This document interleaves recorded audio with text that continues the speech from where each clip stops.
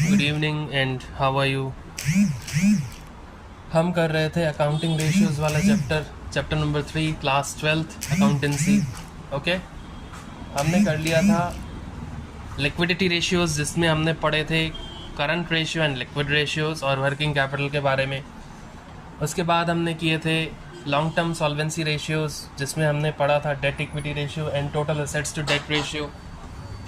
ठीक है, उसी का ही थर्ड पार्ट हम पढ़ेंगे सॉल्वेंसी रेशियोज का, जो होता है प्रोप्राइटरी रेशियो। ठीक है, proprietary ratio it establishes the relationship between proprietor's fund and the total assets। ये क्या बताता है कि proprietor's fund कितना है और total assets कितने हैं, यानी कि आपके जो ओनर है उसका फंड कितना है और आपके टोटल एसेट्स कितने हैं, इसके बीच में एक रेशियो बताता है, एक एक्सप्रेशन देता है। The expression of proprietary ratio. देखिए, अभी तक हमने क्या पढ़ा था कि एक्सप्रेशन जो होता था सारे रेशियोज का, वो होता था प्योर रेशियो के फॉर्म में, लेकिन प्रोप्राइटरी रेशियो जो है वो हम प्योर रेशियो की फॉर्म में भी लिख सकते हैं और परसेंटेज की फॉर्म में भी लिख सकते हैं। तो पहला पॉइंट है can be expressed in pure ratio और परसेंटेज। देखिए, निकाला क्यों जाता है, ये पता करने के लिए कि प्रोप्राइटर के पास फंड कितने हैं, ओनर के पास फंड कितने हैं और उसके पास टोटल एसेट्स कितने हैं।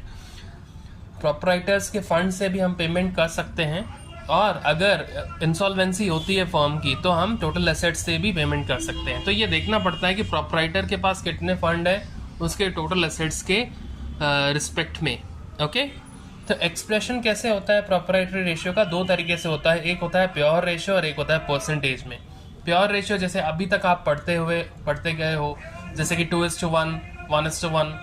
अब परसेंटेज में क्या होता है, परसेंटेज में हम परसेंट निकाल देते हैं। परसेंटेज निकालने के लिए हमें क्या करना पड़ता है, 100 से मल्टीप्लाई करना पड़ता है। कुछ नहीं करना है, जो भी आपने न्यूमरेटर में लिखा और जो भी डिनोमिनेटर में लिखा उसको 100 से मल्टीप्लाई कर दो, तो आपका आ जाएगा वो परसेंटेज में। मान लीजिए आपके 80 मार्क्स आए हैं 100 में से, तो कितना हुआ 80%। कैसे निकाला आपने, 80/100 × 100, राइट। और अगर आपके 10 मार्क्स आए हैं 20 में से, तो कैसे करेंगे, 10/20 × 100, 50% हो गया, right. In the same way we have to multiply the numbers given with 100। We have to put the number on the numerator place and then another number on the denominator place, then we have to multiply the whole thing with 100, then we will get the percentage. This is the very easiest method which we had learned in class 6th, I think, in mathematics. Okay, तो proprietor's fund is same as shareholders fund or equity। तो proprietor's fund क्या होता है, shareholders